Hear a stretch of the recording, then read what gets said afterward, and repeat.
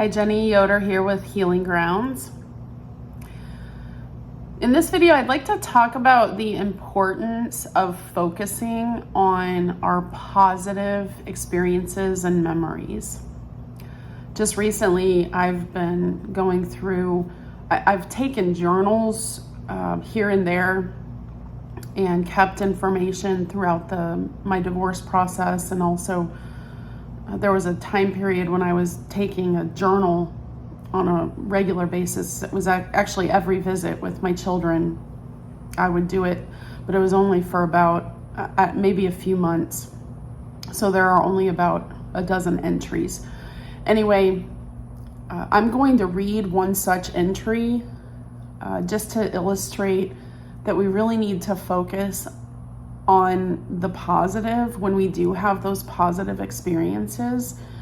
And I had forgotten a lot of that. It was just, it's something that I don't always think about because I think a lot of times, well, first of all, we get so covered up by the pain, but secondly, we're just trying to process all of that on a daily basis. And in processing the pain, we're thinking of the negative rather than focusing on the positive. But focusing on the positive can give us hope, and it can bring us out of that dark, deep pain.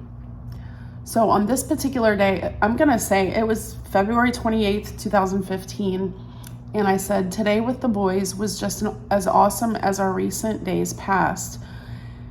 My oldest texted me a few days prior and reminded me to bring the Wii, which I had promised to do previously. He then asked if we could go skating again and take their friends along. This was ice skating. We had gone ice skating several times.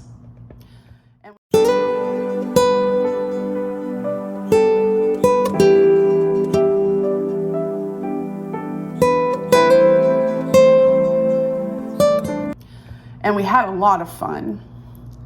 I said yes and requested he be the responsible boy he had been and make the arrangements, which he did. He called me yesterday when I was on my way to pick them up and reminded me to bring the Wii, which I did, and confirming our skating plans. This is really key because even now, my boys never reach out to me. They are never the ones to initiate contact. So there have been times during this 11 years that I've been going through this that they have initiated contact because they were experiences that they were having with me that were positive, and they would reach out because they would want to have those experiences again. It was just really good. It was mutually beneficial and amazing. So this call was cut short due to poor reception, but I picked them up again at noon, as in on previous days. We had a fun day of skating with their friends. We all wanted to go out to eat again, but they disagreed on the location, and ultimately we ended up going to Chipotle, to which everyone agreed. My hope is that the boys' friends are talking to the boys about me in a favorable light, which will help them look at me in a favorable light. Sometimes peer pressure can be positive. They seem to be responding to me a little better.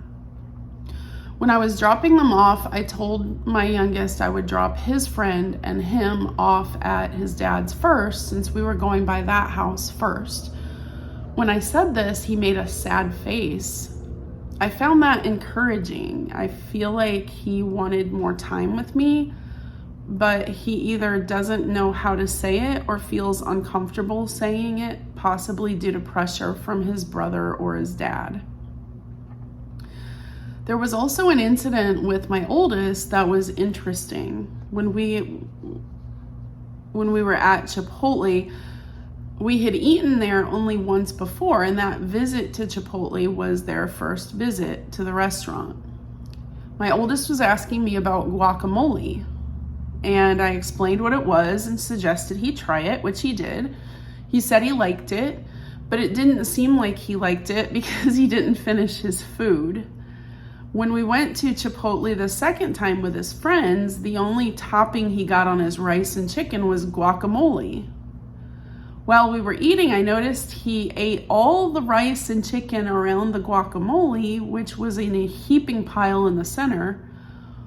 Once he was done eating around it, he mixed up the remainder with the guacamole and ate a few bites. Then he said he was full.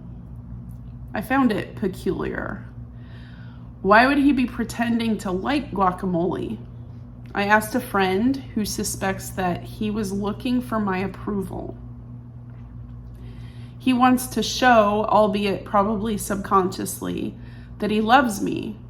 But it is peculiar because I never really gave him any indication that he should like guacamole.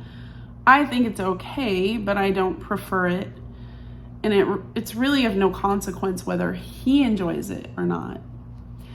This particular incident, both of them had done this many times. I know that they needed some sweatpants one time, and I got them certain sweatpants that they wanted, and then I've given them shirts before.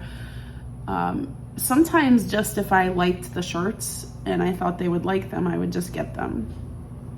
And I noticed that they would be wearing them when I would be with them.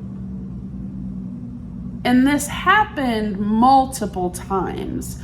So yeah, I could see how it would be coincidental if it was just maybe once or twice over the course of years, but it happened many, many times. So I just feel like that was their way of subconsciously connecting to me. It was the only way that was a passive way that they felt they could show me that they were thinking of me or that they're connected to me, that they love me. And it's those moments and those times that have kept me going through the years. I know deep down inside that my children love me. They just don't have permission from their father to show their love. And someday it will be restored. And that could be years from now, and that's okay. It's just gonna be whenever they are ready. If you can relate to this story, if you have your own similar story, I would love to hear it. You could make comments below or contact me in another way. I will have links below to my website and also free information. I'm building a community of parents. We are rising above this parental alienation and child estrangement. There are so many hurting parents out there, and I coach parents through that pain, through the grieving process, into realizing and living out their God-given purpose. So there's plenty of free information on my website and down below. And it's $31 a month for the community of parents.